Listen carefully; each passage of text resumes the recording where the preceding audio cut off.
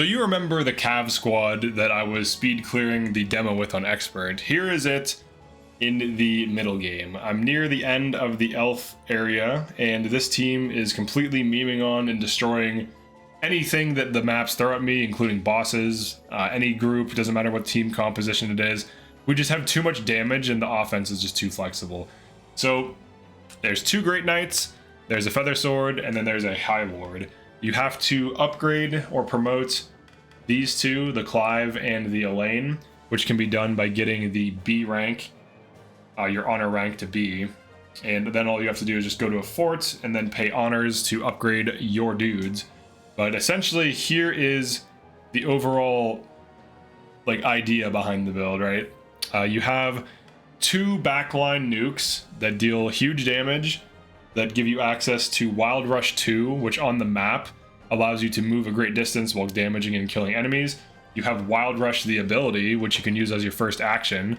You have the Great Lord ability Rapid Order, grants allies plus 20 initiative. So as soon as the battle starts, all of your allies get super high initiative, and then you just hit two enemy columns with Wild Rush, stunning and damaging, and in some cases killing while stunning the survivors. And then after that, you Assaulting Lance on both. They use Cavalier Call on each other to permanently give each other 20% more attack, regardless of physical or magical. So if they switch weapons, like let's say there's enemy armor that's a problem, you just switch to Runic Blade or some other magic lance or spear, and you can easily punch right through that, especially with the damage buff. This Cavalier Call lasts and stacks until the end of battle. So it can get up to as high as I've seen, like 80 to 100% damage boost per attack. And then when they go on Assaulting Lance sprees, very often once the enemy defensive units are down, if there's like 3 or 4 things left, if there's nothing defending them and you have one Cav with Assaulting Lance available, they have one action point and that's all you have left, that typically can kill the rest of the enemy team. So it's really just that good. But the huge advantage of Cav is it has absurd mobility. When you mobility boost it and put it on a road, it can just completely rush down enemy objectives, and it's absurd as hell how fast it goes. Nothing comes close, and you can also wild rush through enemies, through obstacles, and in some cases through several guard towers, killing them in the process, and then you end up on the boss getting rid of the range assists, or at least getting rid of some of them. So basically it has high mobility, high damage. It's really hard to kill. It's really tanky. It doesn't seem to have weaknesses. Enemy shaman comps, you just attack them before they can debuff you because of Rapid Order. You also stun things. You can also switch to freezing lances. You can switch to true hitting lances. You can switch to literally whatever you can think of. There's like, this freezes, this heals you, this stuns. This has Elf Slayer, which does this. Like, there's so many lances, it's ridiculous. I think this one reduces power point. This one reduces passive points. This one reduces also, this is an AoE that reduces passive points. So you have that on the Cavs. The main setup is this. The weapons are interchangeable. They switch and fluctuate, but Warrior's Medallion on both. Dancer's Bracelets targeting the other Cav in the back row. It stacks with Cavalier Call. Cavalier Call also stacks with itself. So it is not a limited ability.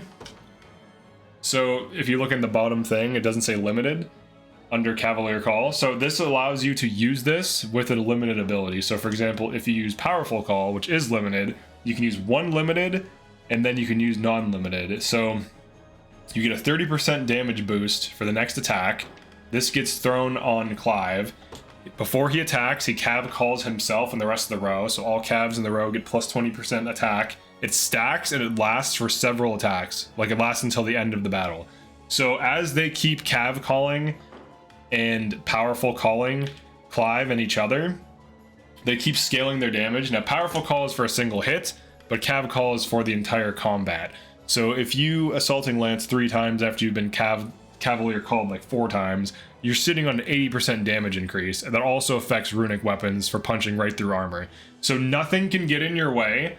You can kill everything, and you basically have no bad matchups and no weaknesses. Even against enemy griffins, Elaine can block very well, especially with like luminous cover. Cover ally with medium guard, grant that ally plus 20% defense. This is a pretty huge block. Activates for allies attacked. This typically will keep these alive, And from what I've seen, enemy like griffins, which are really like your hard counter, don't really seem to do enough to really mess with these, and they don't even really one-shot them anymore, at least from what I've observed. I haven't run into any team that's given this team trouble. And also you have to consider that griffins are slower. We act so fast that typically we can just switch to like unwavering spear and then true thrust the griffins out. So like, for example, I can switch both of these even before combat. Like, let's say we're about to fight something, switch them both to unwavering and then just set a condition for true thrust to just kill the griffins immediately before they can even like attack us. So typically that's what happens. And then you have Oakley's here, on Heaven Swing Sword, passive point +1, pendant, and shield.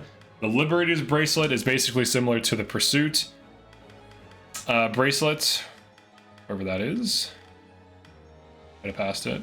Yeah, so Pursuit bracelet, it's basically the same thing. It actually is literally the same thing, except this also removes enemies' buffs. So if an enemy has like some annoying buff on it, like a defense increase or whatever, this just straight up removes it. And she uses this up to 4 times. She also has a Diurnal Guard, block an enemy attack with a medium guard, grants the user +1 passive point during the day. So she can basically just infinite block during the day if she's getting attacked. And then she can also use this like 3 to 4, like 2 to 4 times, depending on conditions. You can also ban her block. You can just like disable it so she spams this. She also increases damage. She hits things and puts a defense debuff on them, which increases incoming damage to them. She can also reduce evasion, and she also increases her own defense and increases her own evasion when doing either of these. And she can switch weapons, like she could run Runic Sword to kill armors. She can run Sylph's Bane to kill flyers. This thing is crazy. I've been using it. She can run Hallowed Blade for some chip healing. Phantom Sword for passive point denial, so that she can get some passive point attacks in to like reduce enemy passive points. Crimson EP for reducing enemy attack points. So you can target so much with this. You can also, of course, run the King's Blade, which was nerfed, but it still is really good. Plus $5 stats is insane. It includes things like crit, evasion, accuracy, guard rate, initiative, and so on. So it's still a pretty overpowered thing. It just no longer does 25 damage. But this is the team, and then of course we have Elaine. So Elaine can switch weapons based on what he needs. Typically I have him on Runic Blade, like Runic Sword by default, so we can punch through armor. And also he is a cav when you promote him, so he also benefits from Cavalier's Call, and it affects Runic Sword too. So no matter what weapon type he's on, he's getting 20% damage boost in the back row. And you can switch these two based on combat, like what's going on. In some cases, switching her to the front, she'll dodge a bunch of attacks, waste a lot of enemy combats, and you take almost no damage. In some cases, putting him on the front's better, because she's getting hit more, and he can block the back line more and just kind of be annoying and in the way. But these are the builds that I'm currently running. The main important thing are the shields. Now this shield, so stun immunity, guard seal immunity, that's kind of nice. The stun immunity is kind of nice. But you can really run him on whatever. You could also run this if you really want to. The Squire's Shield from the Elf lands. So guard efficiency plus 25, you get quick cover, activates before allies attacked. Cover ally with a medium guard. So pretty useful if you need tanking. But you can also just go on offense and just go for the buckler, which is what Clive is on. And I also recommend using the strength, the permanent strength vials or whatever. You can use it to 5 on each character, using them on these two and Oakley's. And for Elaine, I haven't really used damage boosters on, but you could do magic or physical. I usually just have him on Runic though, and he seems to do just fine. Now the Ring of the Unicorn, you could drop that for something else, but it's still plus 10% guard, plus 5 HP. And when combined with this, you're looking at a pretty good guard rate just by existing. And then he also has a little bit of evasion, so he kind of just is decent. And then he heals 10% when using active skill, which he does twice. So it's 20% HP for free. And then of course this blocks enemy attack with medium guard, prevents debuff, so it can be quite good. So rapid order in the start, and you can disable rapid order if you don't need it. For example, you can also disable magic attack if you want to lean edge, if you know you can easily stomp the enemy team.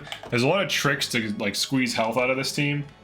You could also use the first aid kit like after an easy battle just to like spot heal a little bit. And there is an item that's basically like a super first aid kit that hits the entire squad that can also be used, that you can get from the elf lands. But little things like this can keep your health up. It's pretty decent. But this is the team. It's been pretty much destroying the game. I'll show it really quick. So here's them attacking something with half health and just slaughtering it. Killing this. Look at the damage we take. Killing that easily. Killing this easily. Profiting health. Now that does not factor in the range assist. But range assists typically don't do that much damage. So this, look at this. We just kill literally everything we attack. It doesn't matter what comp. This, you would think this has a good matchup against us. It doesn't. We slaughter it. These griffins, they're nothing. They're too slow. This was what I was like predicting about griffins. Their low initiative is just too big of a problem. They're too slow. You're just faster. You kill them, you stun them before they can do anything, and you just drop them like nothing. So pretty much everything on the map. Now this enemy here, I did beat her over here, and we can defeat her. You just have to change your comp a little bit. So like, for example, if I heal, I literally just beat her like 5 seconds ago. I guess she's like in 2 places in this map. Let's do this. Let's use an item really quick. A quick heal.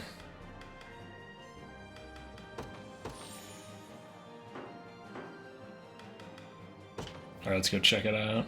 So she is over... Not there. Oh wait, no, she's over here. So now look at this matchup. So now we're dealing way more damage to her. Now if I use like a buff, if I use like Valorious Charge, the damage draughts, things like this, you could easily turn this into a kill, maybe switching some weapons. So we're attacking into 2 horses and a thief. It's possible that because the thief is evading, we need to just switch to True Thrust, or maybe we need to switch off of True Thrust. Maybe we just need one. It's like the fastest. So like he could True Thrust, just the scout, probably killing it, and then he could switch to something else. Maybe like Runic. Well, maybe not Runic. Whatever's higher. And like get rid of this. What shall I do? It's kind of hard to forecast from across the map, but you can kind of get a feel for it. Yeah, so look at this. Now they almost die. So if I just use a damage draught, we have the kill on this boss, which has like 2 relatively tanky frontliners and a void tank, and the boss herself is reasonably tanky, but I'm pretty sure the True Thrust kills her immediately. It's really that crazy. It's such a good team comp. Now I'm hoping that True Zenorian is significantly harder than this, and that it actually requires like good positional play, because in its current form, all you really have to do is just like kind of dive units into the enemy team and just kill them like nothing. So for example, Prepare yourselves. we can just skip this. We'll take damage from the range assist. Maybe some frontline damage from those mages. And you can adjust your tactics too. So for example, this might be a better result. It's a worse result. Now we take 20 damage, which means our dude probably dies. So make sure you're paying attention. Now I'm out of item uses because I just dove the one boss. But now we're taking a little bit more damage as well. But you can move units around, you can change tactics, it's fine. So for example, if we want to do like 2 wild rushes as soon as it starts, find a high physical attack. Or the pike, there we go. Alright, so we get two wild rushes. We still kill. Frontline takes 47 damage, that's it. We level up, we get more damage. I keep getting damage too, I'm pretty sure it's fixed. Like the growths are.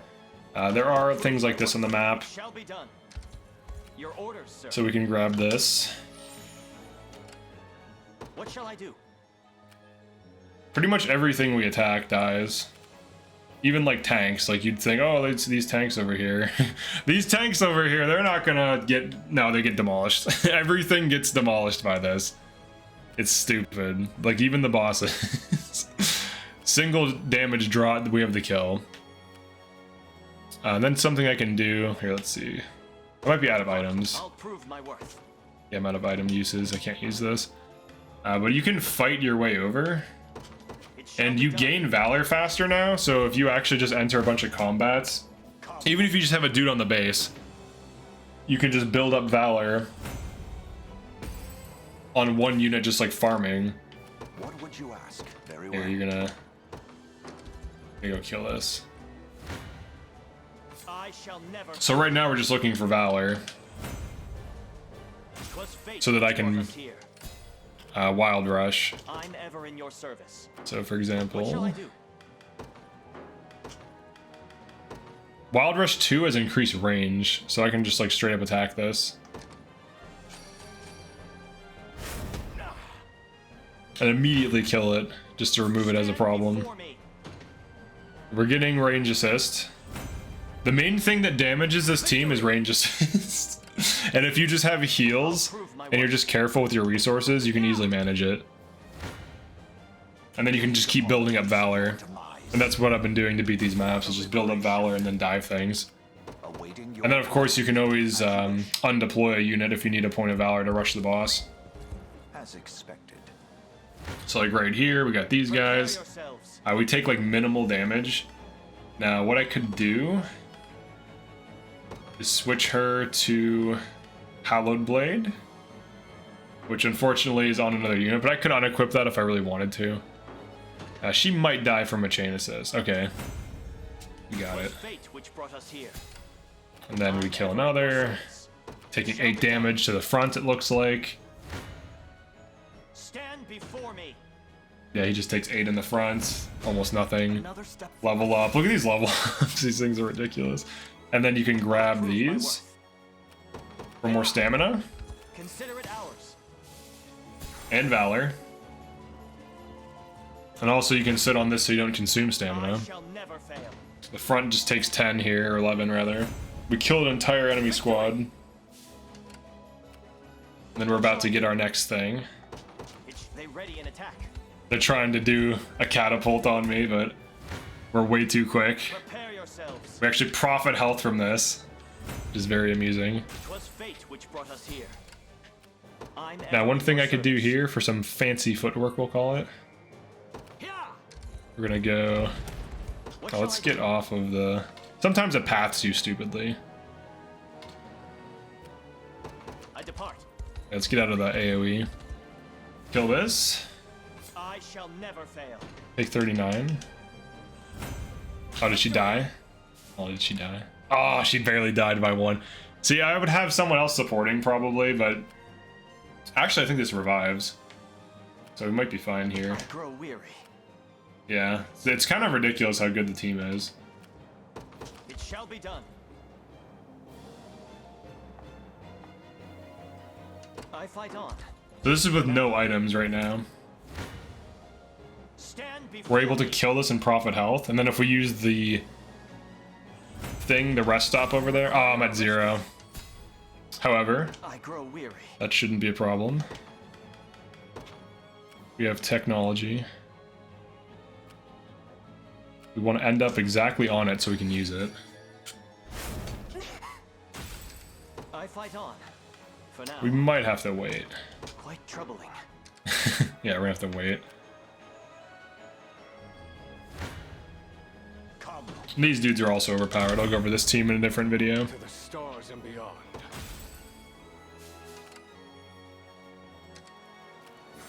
Okay, and then we can use...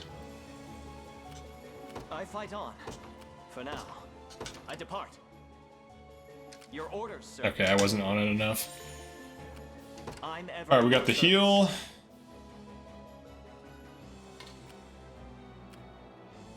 And we have the Shall be kill. done.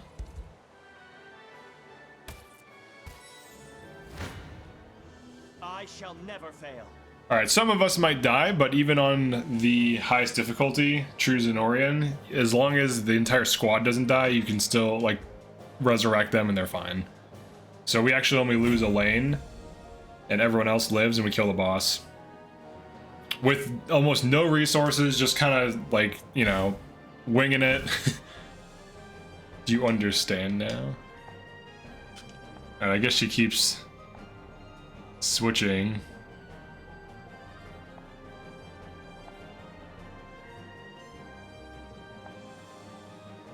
Okay, so this is like this own thing where I guess you have to figure out what she's doing.